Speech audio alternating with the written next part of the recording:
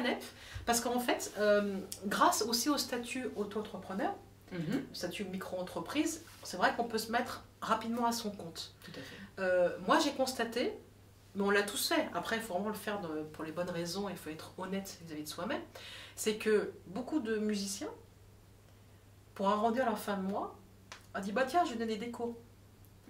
Alors, en soi, c'est pas un mal. en fait, ce qui se passe, c'est dans la masse, c'est que dans le lot, tu as des gens qui n'ont pas du tout, mais alors un sens pédagogique, ils peuvent être très très bons batteurs, musiciens, peu importe.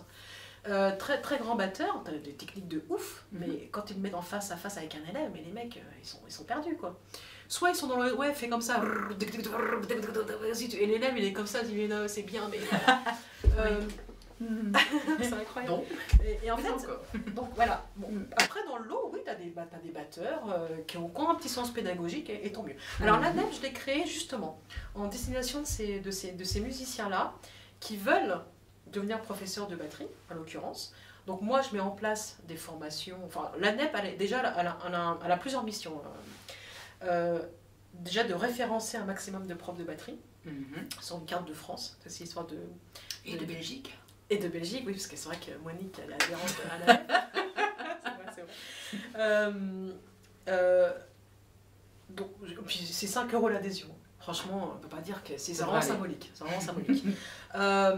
Mais aussi d'aider des gens qui veulent devenir profs. Donc moi, je les conseille parce que de par mes expériences de business, parce que j'étais chef d'entreprise aussi pendant quelques années, en fait, je les aide à vraiment à comprendre leur faire comprendre vers quoi il faut y aller, et s'ils y vont, qu'ils le fassent vraiment sérieusement. Donc études de marché, études de concurrence, vraiment je leur dis étudiez vraiment là où vous êtes, c'est pas parce qu'on veut être voilà, soyez sûr que vous avez des élèves, que le marché n'est pas saturé, voilà tout ça. Et puis moi je les aide aussi à se déclarer. Bon, c'est vrai que le statut micro-entreprise elle est vraiment très bien parce que tu prends pas beaucoup de risques en fait. C'est ça. Puis après, bon, encore une fois, alors ce qu'il faut comprendre, c'est que micro-entreprise, c'est une transition. Hein. C'est une transition, c'est voilà, histoire de faire son marché, enfin histoire d'avoir de faire sa petite place. Et puis après, si ça marche vraiment, parce que c'est limité à un certain plafond de chiffre d'affaires. Si ça marche bien, autant après choisir un autre statut. Donc, la NEP, elle est là pour apporter des informations sur la création d'entreprise, sur le développement aussi de l'entreprise. Donc on met en place des formations.